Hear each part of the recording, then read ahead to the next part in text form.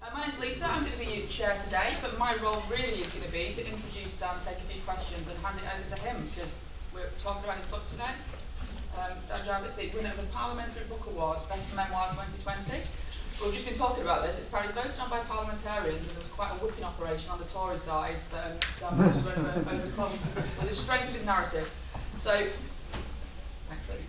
So what I would like to do is just hand over to Dan to say a few words, maybe to introduce the book and why you wrote it, how this all came about, and then I'll open to the floor because this is about you guys asking questions and a bit of a conversation really. I think keep it a bit informal, have a bit of a chat about what's in Dan's book and some of the stories in there. Over to you, Dan. Thank you, Lisa. Well, it's fantastic to see you all. Good morning, and thanks for coming along to this event. As a very small token of my appreciation, I wanted to give everybody a book. I suspect there will be some people who haven't read it yet. It was a really difficult decision for me to commit to writing a book, partly because I knew it was going to be hard work. I knew it would consume a huge amount of time. But more importantly than that, I knew that if I was going to write a book, and there were a couple of people in the audience who gave me advice about the process of doing it, I knew that if I was going to write a book, I was going to have to be incredibly honest about the experiences and the things that I've been through, both in terms of Afghanistan and elsewhere, but also the grief that comes from bereavement. And that was quite a difficult thing for me to do, because these were, in many cases, things that I'd not spoken about before. Often these were things that I'd not even discussed with close friends or family. In the book, I talk about what I describe as a coping box. And the coping box basically was my way of getting through the toughest of circumstances. I didn't think too much about the things at the time. I just put them all away in this box, thinking that at some point in the future I would have to open that box and would have to deal with the challenges and the experiences that I'd encountered. And I think for me, this book was the opening of that coping box. It was an incredibly cathartic experience, thinking back to the experiences I'd had in Kosovo, in Afghanistan and in Iraq, trying to make some sort of sense and process some of those kind of experiences. And of course, as we've all seen in recent time, the unfolding horror of the situation in Afghanistan. And that is heartbreaking for those people who served in that country. I think there's something like 150,000 men and women from the armed forces went to serve in Afghanistan. And I know from the conversations that I've had recently how difficult it's been for them, having committed such a lot, having made such an effort, so much sacrifice that went into that country.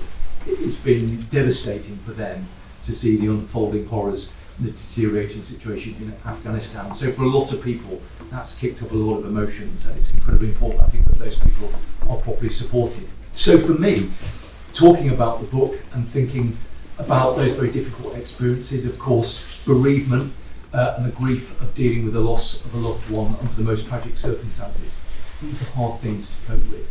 And I talk about that in the book, talk about how somehow I managed to navigate my way through the fog of grief, and that was a difficult thing to do, I have to say. But it's been incredibly heartwarming to get feedback from people around the country, right around the world. People have stopped me in the street and said that they'd read the book and that they'd been grateful that I'd found the time to do it. I remember I spoke to one woman and she said to me that her father had been in the army. He'd never spoken about his experiences and he died not ever so long ago. And she'd read the book and she said for the first time ever she'd understood what her father had been through, and that was really sort of a significant moment for her. And when people come and say those type of things to you, it is incredibly heartwarming, and it makes all of the effort that goes into trying to write a book when you've got other things to do worthwhile. So I hope that for those people who've read it, I hope that they've enjoyed it. It's a bit of a tough read in places, but I've tried to do it in a very optimistic and upbeat way. There are some tough times that I talk about, but I hope it's all done through a positive frame of mind that shows that however tough things are, however challenging the moment is, you can get through it and you can find a way to get out to the other side. And that is the purpose of the book, and I hope very much that it will be helpful for all of those people who read it. Thanks, Dan. And absolutely, there's so much in this. That's the thing, there is so much. The things that you've lived through, it's very in a real context. It's a very real book. there's so much in it because of the experience and the things that you've done. I think for folks who've not read it from Dan's personal life, but also through the army, that it's a side also that you, unless you've lived it, you don't see it, you don't know about it. It's the detail of it. It is really quite interesting. So folks, I'm going to open it up to the floor for people to ask questions of Dan. I'll take them in rounds of 3, if that's all right. Have we got folk who would like to put anything to Dan? Come on, I know it's Monday morning, but then it's shy. When you speak, if you could just let us know who you are and where you're from. Any questions? My name's John. I'm from East Surrey CLP. I was just going to ask a question about Himalayas. Are there any plans to go back to the Himalayas anytime soon? And would you say you sort of draw strength or gain anything from spending time in the mountains, both in your personal life and your professional life? I think Dan, you might want to just enlighten people about the story for those who've not read the book. Yes, which John is in the book. I still haven't decided who's going to play John in the movie. Are you going to thoughts, John? It's tricky, isn't it? I'm thinking De Niro, possibly. John has been a very, very long-standing friend of mine, and in 1994, I think, which probably makes us both feel very old, we did a pretty crazy thing when we were at university, and we flew out to K2 in the Karakoram, which is not an undertaking, not something to be undertaken lightly. And basically, somewhat naively, we sort of trekked from our university as far as we could get up the mountain on K2, and it was a pretty epic experience, to say the least. I describe in a very limited way some of those experiences in the book. I think that there is, for me, something wonderful about the great outdoors. I think it's really important that when you're in politics that you try and carve out some quality time to do other stuff. Politics is such a consuming way of life, and it will consume you if you let it. And I think it's incredibly important to try and carve out some quality time to do other things. I'm not always particularly good at that, but I think there's something really wonderful about the great outdoors, about being in the countryside and kind of exploring and enjoying it. I do hope that at some point we'll have the opportunity to go back to the Karakoram, to go back to the Himalayas. It is an incredibly challenging environment. It's a beautiful environment, I think one that we both learned quite a lot from. At spring break, people go on holiday, Dan Jarvis climbs K2. Folks, any more questions? Right there about. Hi, so Chris Vince, I'm a councillor in Harlow in Essex, and that's not a plug to come to Harlow, but you'd be welcome. My question really is just, I don't know how you do it. Like, how do you have time? Like, you run marathons as well, just for fun as well, don't you? I mean, I'm not going to say fun, but and just any advice really well, I am a politician, albeit in a local sense, who sometimes find myself getting very stressed about all the different things I've got to do, but you seem to sort of take it in your stride. So just any advice really in terms of how do you manage your time what seems to be so effectively? Well, it's a really good question. I'm acutely conscious that it is the London Marathon on Sunday, and I am woefully underprepared this year. So I'm quite concerned about whether I'm going to be able to get around the London Marathon. But I've got my fingers crossed, and I'll be trying to raise money for Cancer Research UK, so I'll be doing the best that I can.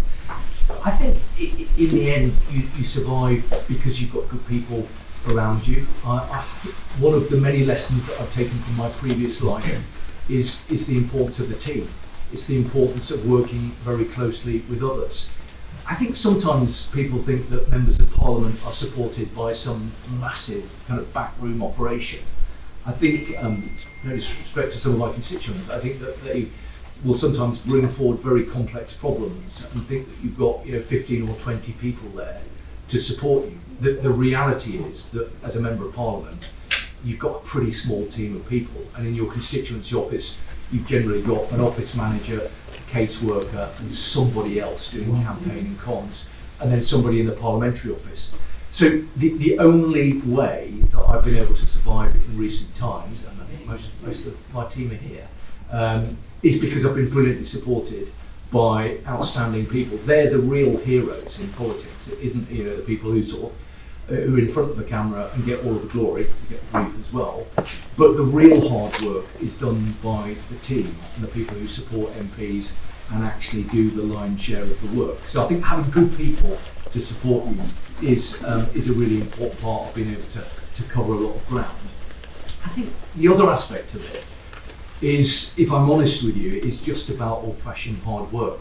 I remember very clearly on my first day in Parliament, and when you come in a by-election, you know, you're all a bit sort of special and shiny. It's a bit different from a general election. In a general election, everybody arrives together. If you come in a by-election, it's just you.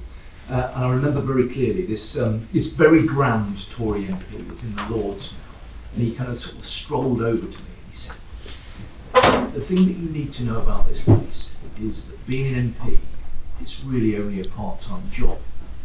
I didn't kind of understand it at the time. And a number of years on, I can now categorically say that that is not the case. It's not a part-time job. It's not even a full-time job. It's a way of life. And I suppose I've been a bit of a glutton for punishment in recent time because I've taken on a significant additional commitment to be the Mayor of South Yorkshire. And again, I've only been able to do that because I've been incredibly well supported, pretty well organised, and I've worked pretty hard. And that's because I think public life, public service, being in politics, you know, we get quite a bad press from a lot of public at sometimes. But it's an amazing privilege to serve. And I think the public, our constituents, deserve somebody who doesn't just think it's a part-time job, who doesn't think that the House of Commons is just some club to be a part of, that believes in the value of public service, that is prepared to pull their sleeves up, work as hard as they possibly can, and do the best that they can for their constituents. And that is the way that I've approached it. That is interesting, Dan, when you talk about that, because I've sort of, I suppose I've not thought about the by-election angle of you walking into Parliament sort of on your own without a big cohort coming in around you. Some similarities there actually from when you just rocked up to Sandringham as a young lad on your own with your ironing board under your arm. How has that translated for you, like life in the army? Has it prepared you well for it? Because like you say, you can do the job as an MP as a part-time job if you're not, you know, if you just turn up to vote, you've got a few votes every day, you can do that. That's not how you approach it.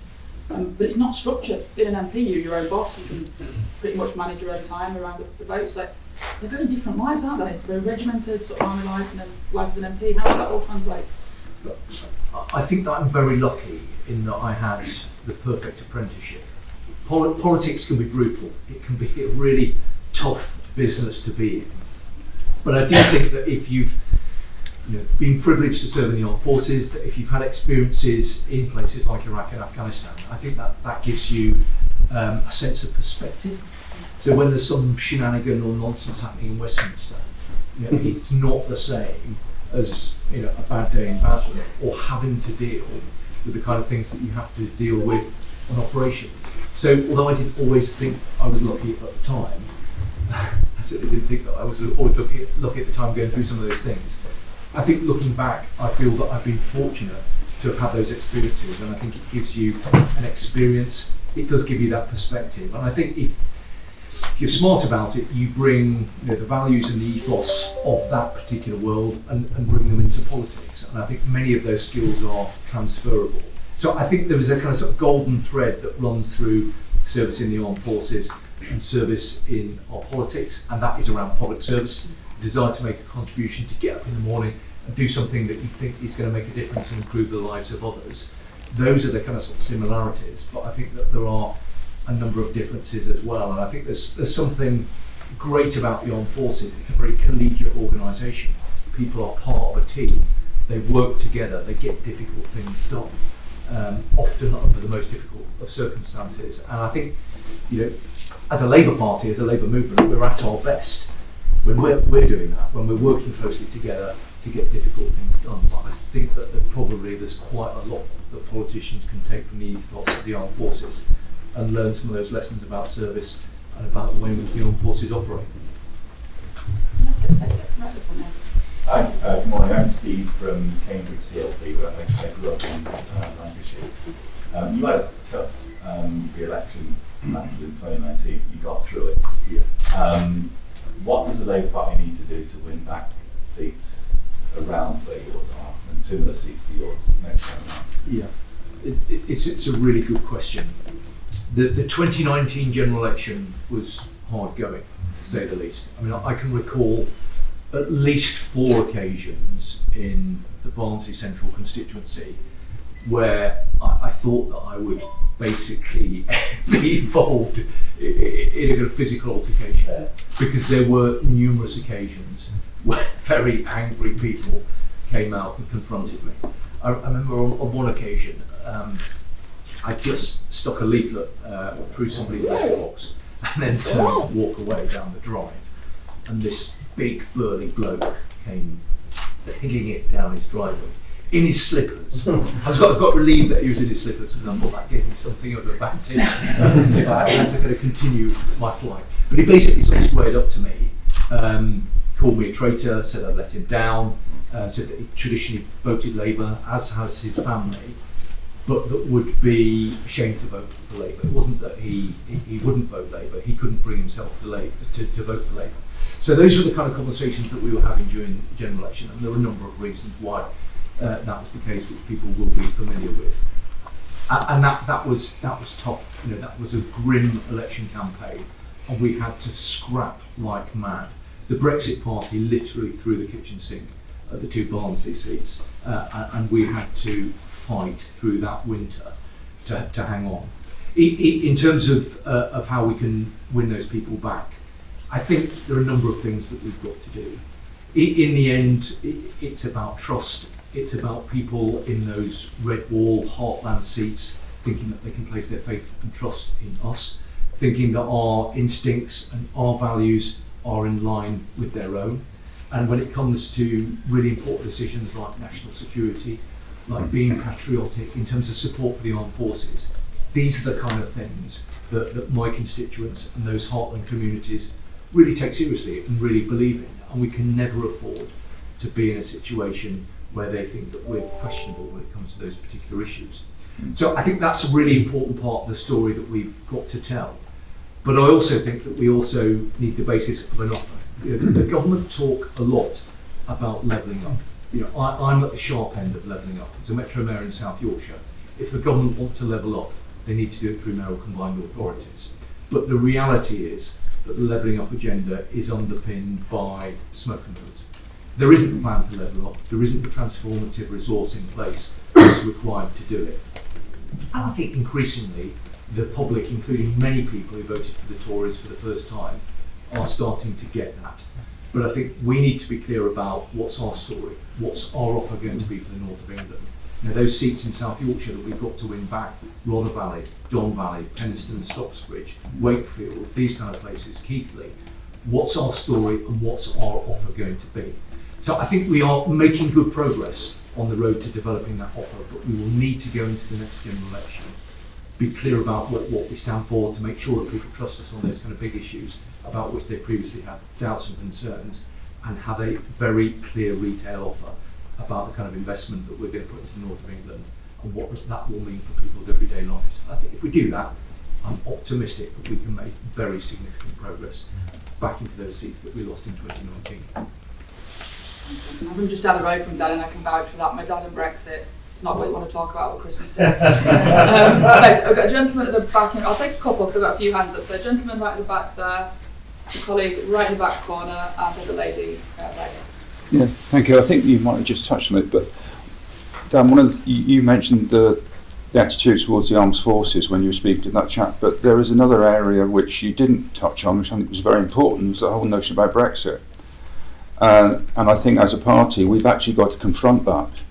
I mean, the shortage of fuel at the moment is a direct result mainly of the implications of coming out of the EU, as well as other food shortages and everything else. Now, how do we actually engage with that issue when you've got people like the person you spoke to, who I suspect was a Brexit voter, was actually passionate about coming out of the EU? And I mean, I haven't heard much said this week about Brexit in the Labour Party. It almost seems to be an issue we're trying to skirt around and ignore because it's too difficult. But we've got to do something to address it. I'd be interested to know what your views are on that.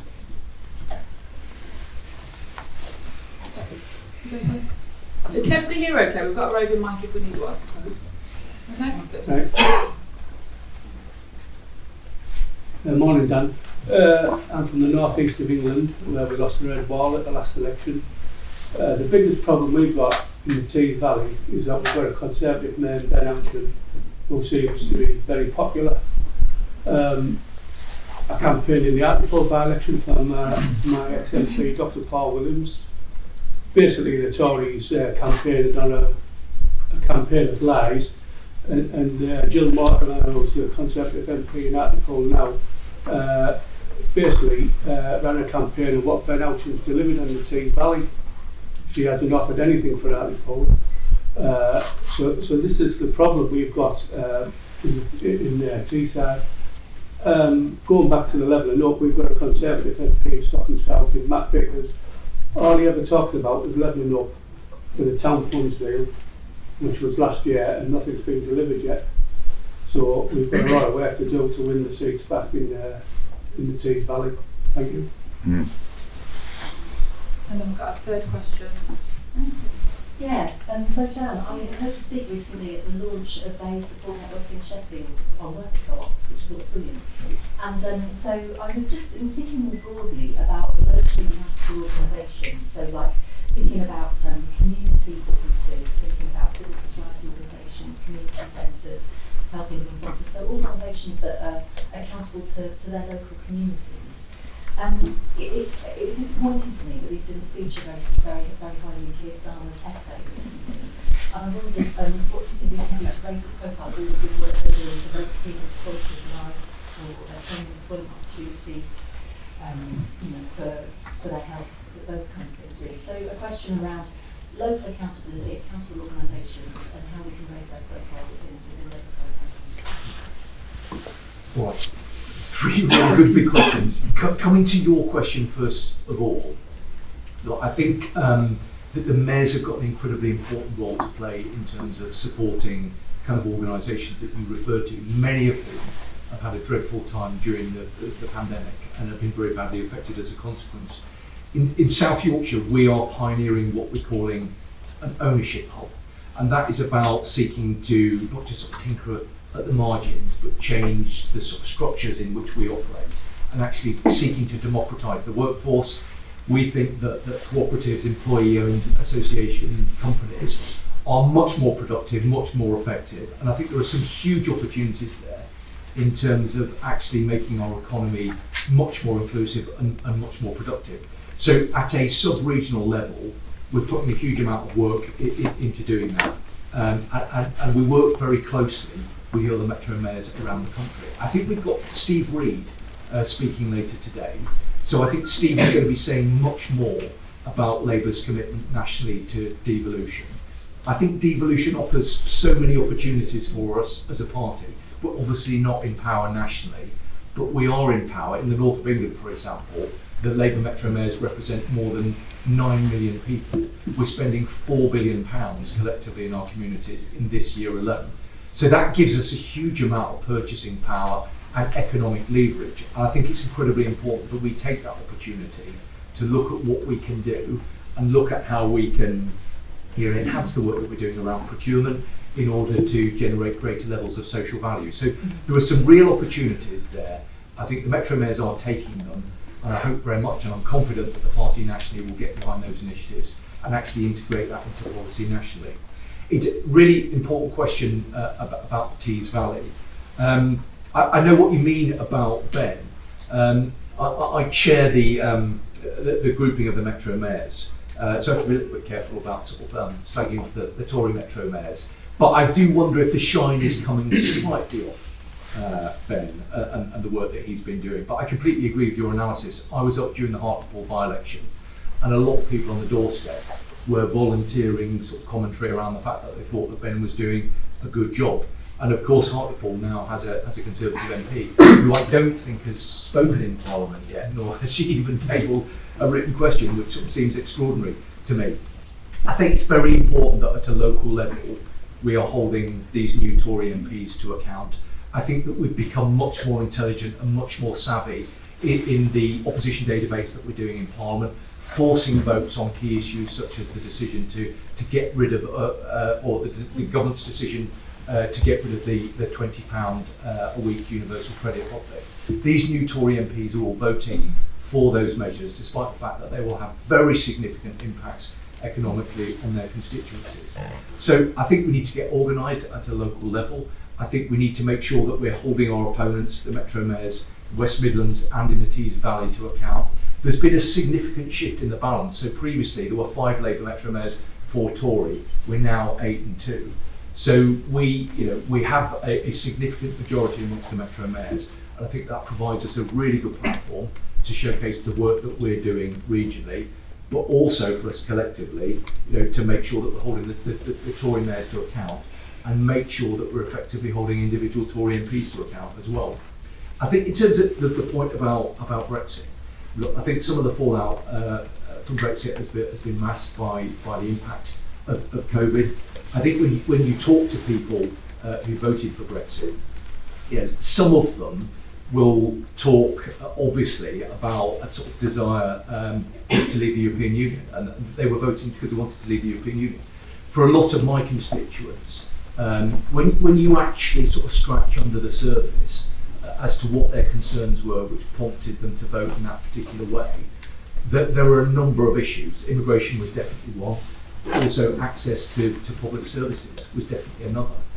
And that's why I think that if we are going to win those people back, partly for the reasons that I spoke about a moment ago in terms of having that story and regaining that faith and trust, but it's also about our offer. What are we going to do for those bread and butter issues? Lots of my constituents, they want somewhere decent to live. They want a good school for their kids to go to. They want good healthcare that they can rely upon, and that they want to know that we're going to be able to deliver for them in those kinds of crucial areas. And I think that if we can draw together the basis of a bold, ambitious, but crucially achievable story, then I do think that we've got a really strong chance of winning those people back. Thank you. Not convinced. Okay, we'll go from the motion. We can't tell them they're wrong. The Tories to account. Hi, I'm Joey. I work for Dan Jarvis, which is always fun because half that was explaining to people that aren't in the region, no, it's Dan Jarvis, not Dan Jarvis, two different people. So it's very gratifying to have you here for that reason. I'm just interested in something that you talked about, not today, in an article about South Yorkshire devolution deal. We found in the west of England that we got a devolution deal, but it didn't really come with any teeth. It didn't come with enough funding to do things, it didn't come with enough power to do things. It's a situation where you're just not really empowered to make political decisions, you can't hire political staff. I was wondering what your take was on this kind of half-hearted sense of devolution, where the Tories have gone through the motions of it, but they're actually given any power to devolve, combine the work. Caitlin at the Yorkshire Post. You mentioned about how you want to campaign in 2019, people coming out potentially being a bit aggressive, a bit violent. Given the concerns that there was particularly around battling spend, do you think that enough is being done within the Labour Party and for MPs generally to tackle this? And further to that, do you feel like it's more of an issue in seats which are maybe in flux, going from Labour to Tory back again? Is there more of a tension there that is causing these problems? I'm Andrew from Newport East CLP. I was just wondering how your experiences as mayor have sort of changed how you sort of campaign and lobby in Parliament as an MP. Okay, all right. Okay. Firstly, thanks for the work that you do for Dan. That was a big win for us in the Southwest to take that seat off the Tories. I couldn't have been more delighted that Dan was elected.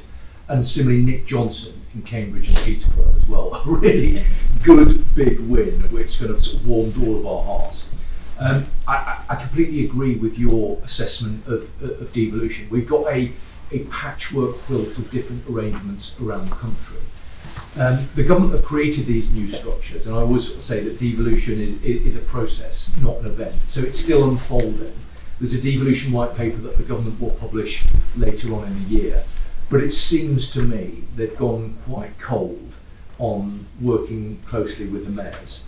I remember a meeting that I had with Boris Johnson. Well, I say meeting, it was over the phone. All of the mayors had a phone call with him, which was sort of typically bizarre. I think he must have been in Downing Street. So he dialed into the call, and then for the first 45 seconds of the call, there was a military band playing, which I assume was kind of outside of Downing Street. And I would imagine that for theatrical purposes, he was kind of probably holding the phone out the window so that we could kind of sort of listen to the band playing. And then he kind of sort of ommed and ahed, as is his way on these kind of sort of occasions, for what seemed like quite a long period of time. And then the first thing he said was, I've been a mayor, I get what you guys do. But I'm not sure he does get what. Fortunately, we're not just guys now. It's great that we've got in West Yorkshire Tracy Braven. I think there was a point where we've got more Metro mayors called Dan than women Metro mayors, which is not where we want to be at all. But it very much seems the case that we are not as fashionable as we were. And I remember conversations with the Prime Minister and with Rishi Sunak, who was giving us assurances that we would play a critical role in the economic recovery from COVID. And that just hasn't been the case. You know, we've not been involved in any of the work that really has underpinned, you know, the process by which the government wanted us to get out of COVID. So more often than not, we would find out on the news, often at very short notice, about things that would directly impact on our areas and for which we would be responsible for delivering. So I think that is not the way to empower mayors and to make devolution work. So I hope that the government will kind of be much more committed to that process than previously has been the case. We'll see whether they will or not. But I also think it's really important that nationally, as a party, we embrace the opportunities and that we recognise that we are in power in swathes of the country and we're doing some really amazing stuff. And there will be an opportunity later on the main stage where 3 of the Metro mayors will be talking about the work that we're doing. And hopefully that gives us an opportunity to sort of showcase that work and actually sort of demonstrate the value of having Labour in power, not just at a local level, but nationally as well. Caitlin, the Batley and Spen by-election, which you referred to, was an extraordinary experience and not in a good way. I mean, I've never seen anything like it in my sort of 10 or more years in politics. You know, the levels of intimidation that took place, completely unacceptable. And in my view, we saw a deliberate attempt not just to intimidate the Labour Party and the Labour candidate. And by the way, you know, the amount of abuse that was focused on Pom was just horrendous. And I saw that every single day. She put herself in harm's way, and she shouldn't have had to have done that, not least because of everything that her family has been through. But it wasn't just about her or the Labour campaign. It seemed to me that there was a deliberate, targeted attempt to subvert the democratic process and actually intimidate people, ordinary members of the public, into either not voting for the Labour candidate or voting for another candidate. And therefore, I think that it is very important that we look very carefully at what happened there, whether there is a weight of evidence to try and actually use it as an opportunity to bring some change to the way in which we do our politics. I mean, I have said many times before that the level of abuse that is targeted at women in public life is much greater than ever is the case with regard to their male counterparts. I mean, that is a deeply concerning indictment on our society and our political culture. And I think all of us who stand against that have an absolute responsibility to do everything that we possibly can to make sure that Kim and other women who have the courage to step forward can do so safe in the knowledge that they will be physically safe. And that was not the case in the Batley and Spen by-election, and that should be hugely concerning to us all. The final question was from Andrew, wasn't it? Andrew, just remind me what your question was. About how your experiences as mayor will sort of change how you sort of campaign and sort of lobby for change in Parliament. Yeah, really good question, Andrew. Look, I think the first thing we've got some councillors in the room. Look, I've always been a big fan of councillors because I think it's a really difficult job to do. And I think that it feels like a pretty thankless task on occasions. And as a Metro Mayor, we work very, very closely with our local authorities. Leading a council is a tough job. It's a tough job at the best of times. but leading a Labour council under a Conservative government, given the cuts that have been imposed in recent times, is an incredibly challenging and difficult job to do. So I have a kind of renewed respect for the processes and the people who engage in local government, because I think they do a really, really important job. I think the other thing that I would just kind of sort of ruminate on a bit is the sort of frictions and difficulties of being in government.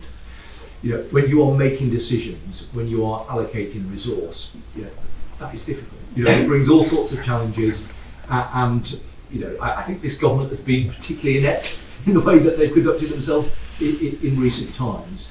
But I think the perspective of having to get stuff done, take decisions, allocate resource, I think is hugely useful for politicians.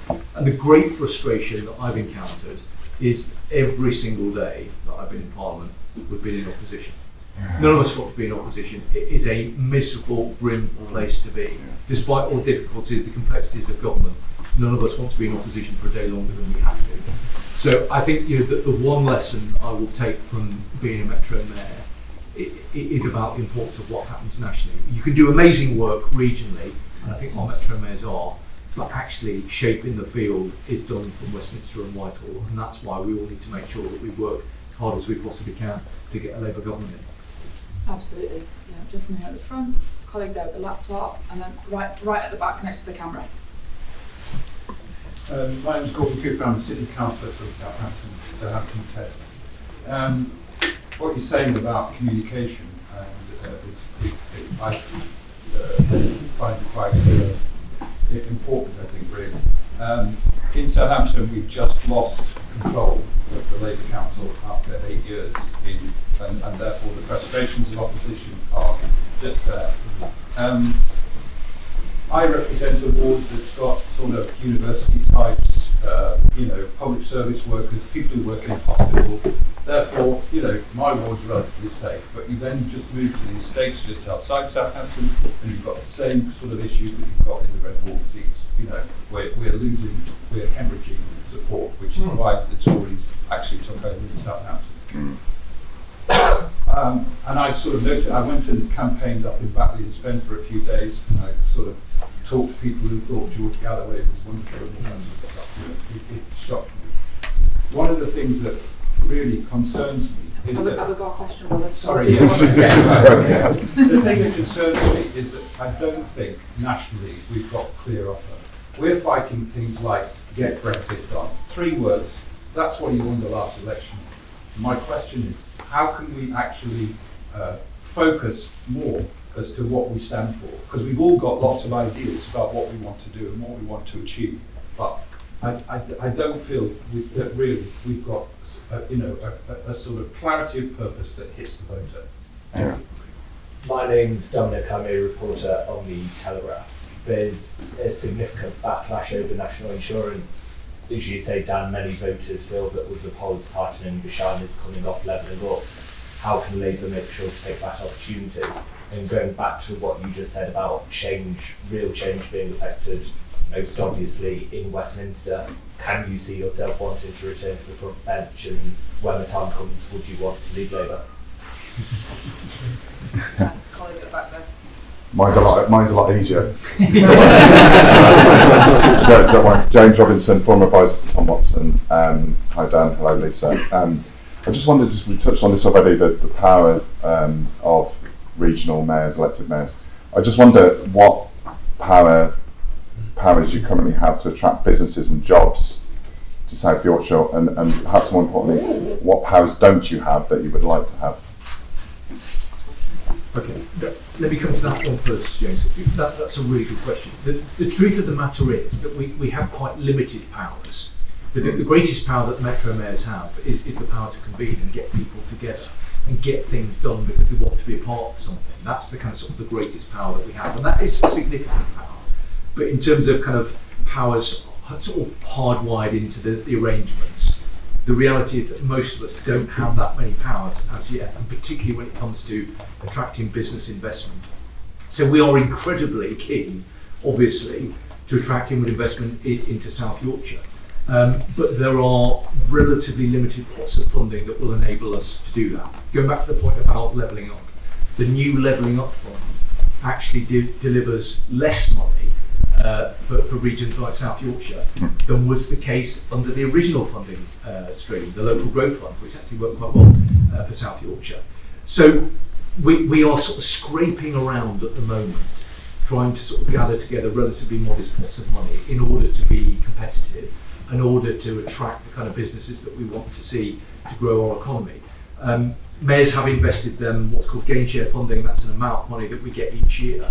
And because we don't think that that is going to do the job that we'll need it to do, we're looking at how we can basically draw that together in a single pot, which gives us as local leaders what we're calling a renewal fund, an additional source of resource to draw upon.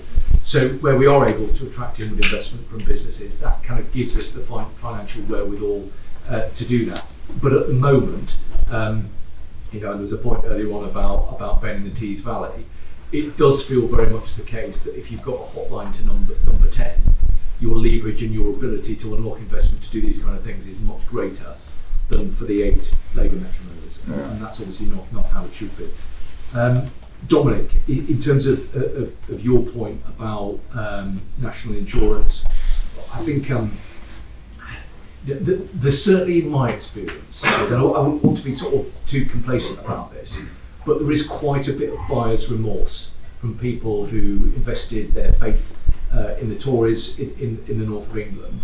And I think most people across Yorkshire and Humber realise that the decision to get rid of £20 a week uplift to universal credit will have a very significant impact on our regional economies. It's the wrong thing to do in a number of respects. It's also, I think, economically illiterate, because actually this is money that is reinvested back into our local economies. So let's see where we get to with all of that. In terms of your point about the front bench, I've always said it's for the leader to decide and choose who he wants to have on his front bench. But I'm incredibly grateful to have had the opportunity to be a Metro Mayor, taken the decision to hand it over to somebody else. I'm really proud of what we've achieved. But in the end, the big fight will be about who's going to secure the next government. And I want to do my bit from Parliament, supporting the leader, hopefully on the front bench if he offers me a job, but that will be for him. We'll see where we get to. Gordon, I was really appreciative of you going up to Batley and Spain. I know it's a bit of a trek from Southampton. I think you made a really important point about your ward. I'm always really careful when I'm talking about levelling up regional inequalities not to talk about a north-south divide, because I think that is a very crude way of looking at things, and it kind of sort of portrays the reality of the fact that there are very significant pockets of deprivation in London and right across South England as well. I think you make an important point about the clarity and the simplicity of message. Our political opponents are pretty good at that. In terms of the kind of messaging, get Brexit done was a very simple message. It cut through, it resonated with people, and we've got to be as ruthless as they are. We are up against a ruthless, well-resourced machine, and we've got to learn from that, and we've got to be similarly ruthless. We've got to be very disciplined about drawing together the basis of the strongest possible offer, and then be very clear about the way in which we describe it and talk about it. And I think you're right to raise the point, because we need to make sure that when we go into the general election, we've got those messages there, people know what they are, and when people start repeating them back to you on the doorstep, you know that actually it's cutting through. And even if we think that we're getting a bit bored with them because we've sort of said it 50 times, I can guarantee there will still be people out there that we're having conversations with who haven't heard it at all. So that message discipline, that clarity of message is going to be absolutely crucial going into the next election. Folks, we've got 5 minutes left, so I'm going to take one more round of questions, but can I ask you just to keep it very, very